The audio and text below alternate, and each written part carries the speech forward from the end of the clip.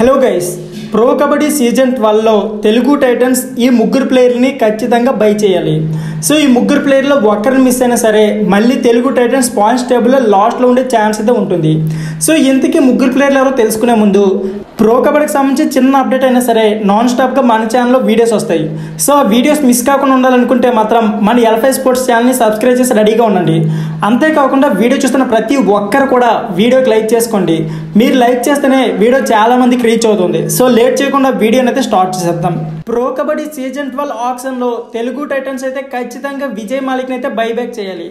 ఎందుకంటే last time Pawan Sehrawat లేకపోయినా సరే విజయ్ మాలిక్ టీంని ఏ విధంగా నడిపించాడో ప్రత్యేకంగా చెప్పుకోవాల్సిన అవసరం లేదు. ఇకపోతే తన రైడింగ్లో కూడా అవసరమైన టైంలో మంచి పాయింట్లు అయితే సాధించాడు.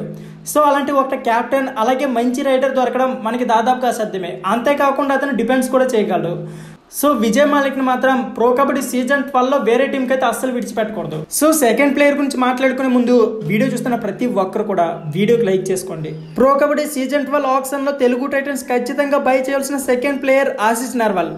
ఆశిష్ నర్వాల్ సీజన్ 11లో ఏ విధంగా ప్రబంధం సృష్టించడం మనం ప్రత్యేకంగా చెప్పుకోవాల్సిన అవసరం లేదు. ఆపద్ బంధువులాగా అవసరమైన టైంలో మంచి రైడ్ పాయింట్లు అయితే సాధించాడు. ప్రెజెంట్ కూడా మంచి ఫామ్లో ఉన్నాడు. కాబట్టి తెలుగు టైటన్స్ ఖచ్చితంగా ఆశిష్ నర్వాల్ పై వెళ్ళాలి. ప్రో కబడ్డీ సీజన్ 12 ఆక్షన్లో తెలుగు టైటన్స్ ఖచ్చితంగా బై చేయాల్సిన మూడో ప్లేయర్ కిషన్ దుల్ లాస్ట్ టైంలో మంచి ఫామ్ కనబరచలేదు. బట్ ప్రెజెంట్ జరుగుతున్న హర్యానా లీగ్లో మాత్రం వన్ ఆఫ్ ద బెస్ట్ డిఫెండర్గా ఉన్నాడు. ఇకపోతే ప్రెజెంట్ జరుగుతున్న హర్యానా లీగ్స్లో కూడా మంచి ఫామ్ అయితే కనబరుస్తున్నారు. సో ఖచ్చితంగా తెలుగు టైటన్స్కి అయితే రైట్ కార్నర్లో అంత మంచి ప్లేయర్ అయితే లేరు. ఖచ్చితంగా కిషన్ దుల్ అయితే బైబ్యాక్ చేస్తే బాగుంటుంది.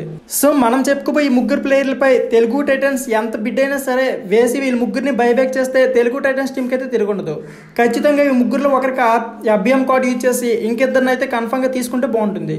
సో ఫ్రెండ్స్, ఇదే వీడియో. ఈ వీడియో నచ్చితే please like, share and subscribe channel. Thank you for watching.